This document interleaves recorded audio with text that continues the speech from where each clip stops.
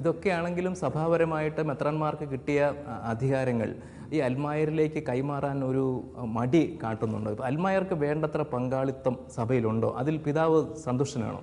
ഇത് നമ്മളൊരു കാര്യം നോക്കണം. അധികാരം എന്ന് പറഞ്ഞാൽ ആരുടെയിലായിരിക്കുന്നതെന്ന്. ഒരു ഡെമോക്രസിയിലാണെങ്കിൽ അവരുടെ പാർട്ടി, ഏത് പാർട്ടിക്കാണ് മെജോറിറ്റി അവരുടെയിലാണ് അധികാരം ഇരിക്കുന്നത്. മനസ്സിലായില്ലേ?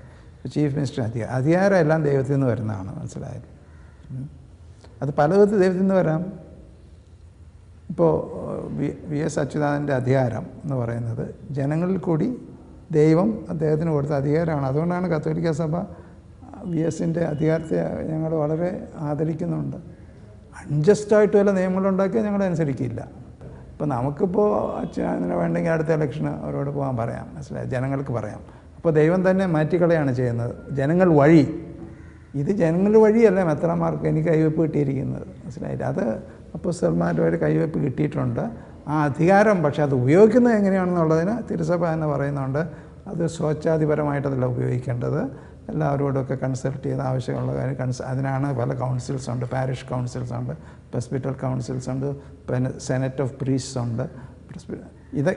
ഇങ്ങനെയുള്ള പല ആലോചന സംഘടനകളുമുണ്ട്. പക്ഷെ അവസാന തീരുമാനം അധികാരിക്ക് മാത്രമേ എടുക്കാൻ പറ്റുള്ളൂ.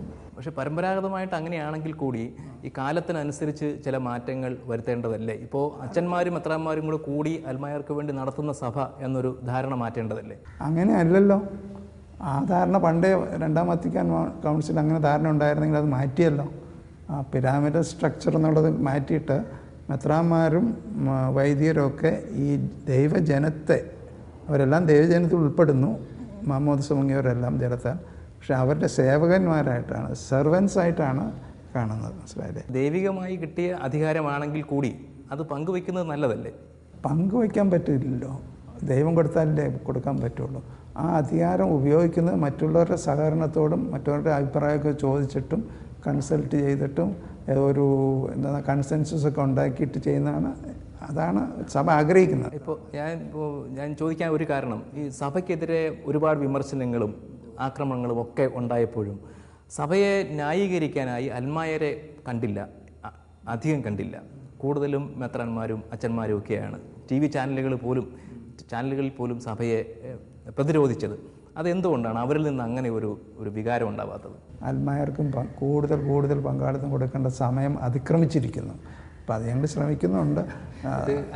അതുകൊണ്ടാണ് ഒരു കാരണം അവർ അത്ര അങ്ങോട്ട് അടുക്കാത്തത്. ഞങ്ങളൊന്നും ഇതിൽ സഹകരിക്കുന്നില്ല. അവർ പറയുന്ന മാത്രം ചെയ്യാനുള്ളവരല്ല ഞങ്ങളെയും ഈ തീരുമാനങ്ങളൊക്കെ എടുക്കുമ്പോൾ ഞങ്ങളും അതിലെ ഭാഗവാക്കുകളാക്കണമെന്ന് അവരുടെ ന്യായമായിട്ടുള്ളൊരു അവകാശമാണ്. ഒരു ഉദാഹരണം എടുത്താൽ, ഇപ്പോൾ ചാനലോ പത്രമോ അങ്ങനെ അത്ര ലാഭകരമല്ലെന്ന് തോന്നുന്ന ചില സംരംഭങ്ങളിൽ ഈ അൽമായരിൽ നിന്നൊക്കെ നിക്ഷേപം സ്വീകരിക്കുകയൊക്കെ ചെയ്യുന്നുണ്ട്, അവർക്ക് പങ്കാളിത്തം കൊടുക്കുകയൊക്കെ ചെയ്യുന്നുണ്ട്. പക്ഷേ അതേസമയം സ്കൂള്, കോളേജ് നടത്തിപ്പ് അത്തരം കാര്യങ്ങളിൽ ഇപ്പോഴും അൽമായർ പടിക്ക് പുറത്താണ്. അപ്പോൾ അങ്ങനത്തെ കാര്യങ്ങൾക്കൊരു മാറ്റം വരണമെന്ന് തോന്നിയിട്ടുണ്ടോ? അങ്ങനെ തോന്നിയിട്ട് വളരെ വർഷങ്ങളായി വാസ്തവത്തിൽ. പക്ഷെ അതിലും ചില പ്രശ്നങ്ങളൊക്കെ ഉണ്ട്. നമ്മൾ വിചാരിക്കുന്ന പോലത്തെ അത്ര എളുപ്പമൊന്നുമല്ല. പക്ഷേ ഇപ്പോൾ ഞാൻ സിറോ മലബാർ സിനഡിലാണെങ്കിൽ ഒരു ലൈറ്റി കമ്മീഷൻ തന്നെ സ്ഥാപിച്ചിട്ടുണ്ട്. പക്ഷേ ഇങ്ങനെ ശതാബ്ദങ്ങളായിട്ട് നമ്മൾ വന്നിരുന്നത് ഒരു ദിവസം കൊണ്ടോ 2 ദിവസം കൊണ്ടോ മാറ്റാൻ പറ്റില്ല. സ്ത്രീകളുടെ സമത്വം എന്ന് പറയുന്ന പോലെയാണ്. ഇതൊരു ട്രഡീഷൻ ആയതുകൊണ്ട് കുറച്ച് സമയമെടുക്കും. പക്ഷെ ചില സന്യാസ സഭകളുടെ ആ ലളിത ജീവിതമൊക്കെ